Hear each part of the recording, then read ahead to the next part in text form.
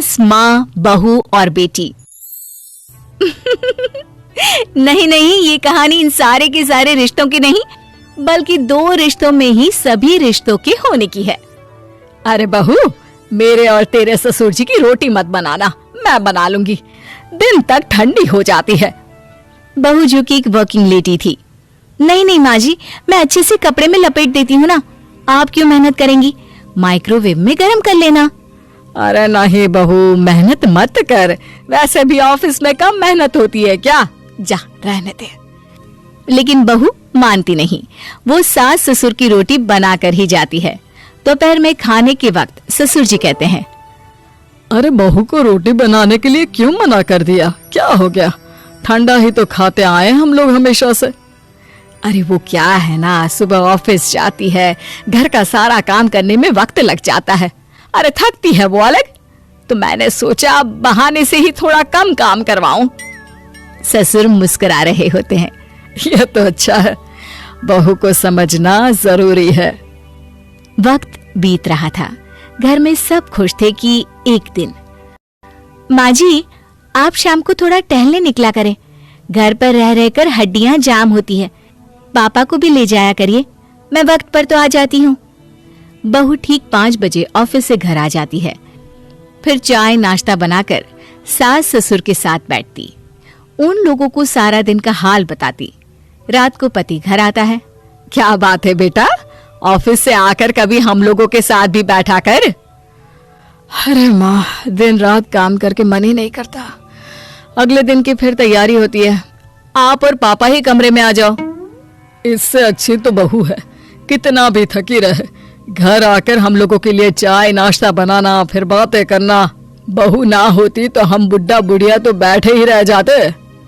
सास और ससुर अब बहू के कहने पर शाम की सैर पर निकलने लगते हैं। सास की कई सहेलियां बनती है तो ससुर को भी कुछ बुजुर्ग लोगों का ग्रुप मिल जाता है। कैसा रहा सहेलियों के साथ शाम का वक्त? हम लोगों ने तो भाई खूब योगा किया। अरे हम लोगों को गप्पों से फुर्सत ही नहीं होती। वैसे मिसेस मल्होत्रा आज बहू के बारे में कुछ बोल रही थी। तभी वहाँ ऑफिस से बहू आ जाती है जो जींस और टॉप में होती है। क्या बात है माँ, क्या कह रही थी आपकी सहेली आपकी बहू के लिए? सास इस बार बहू को कुछ अलग तरीके से देखती है और उल्टा सवाल ही दाग देती है। क्या कह रही थी वो हटा, ये बता, तेरे ऑफिस में तो मर्द भी काम करते होंगे ना? बहू जो अब तक मजाक कर रही थी वो सीरियस हो जाती है।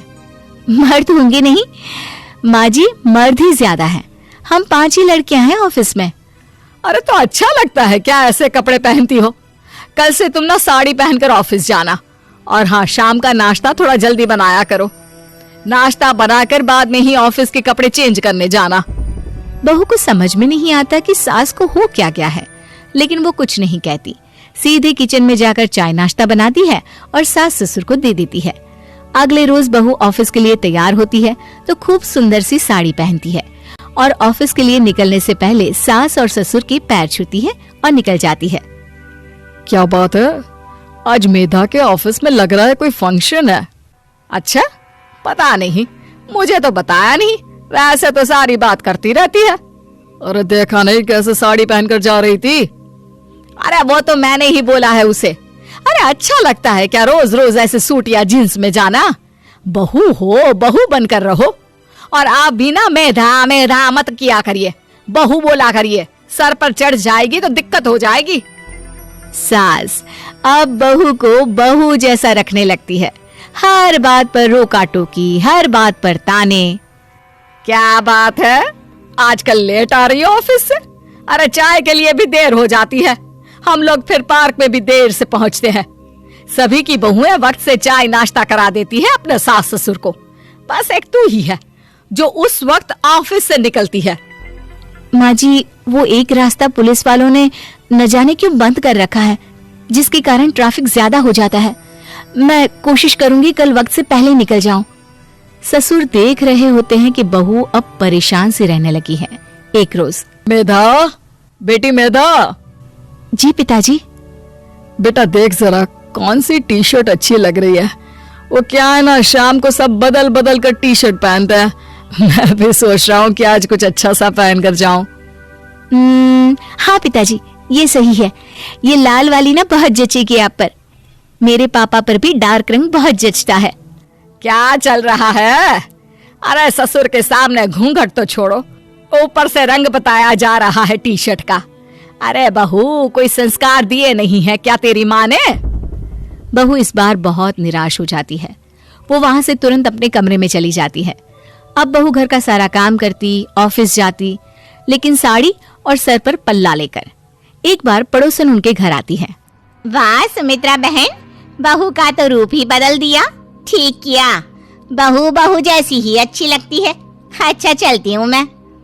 पड़ोसन के जाने के बाद सास बड़ी अकड़ के साथ कहती है, देखा मेरा कमाल, कैसे मैंने मेधा बहू को कंट्रोल में कर लिया।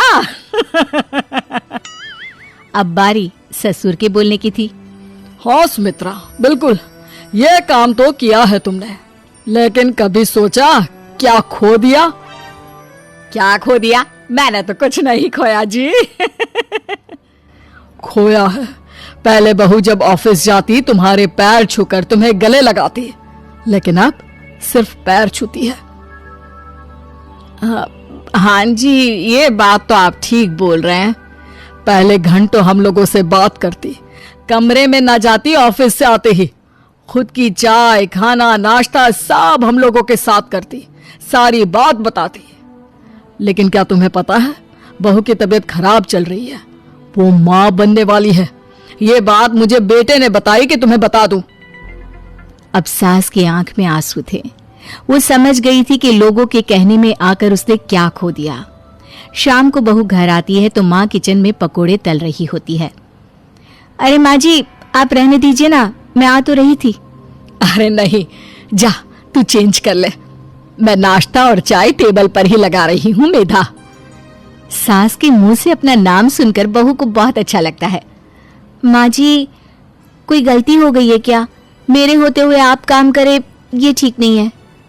संस्कारी और समझदार बहू सास को माँ समझती है, लेकिन सास की बेवकूफी उसे सास ही बनाकर रखती है।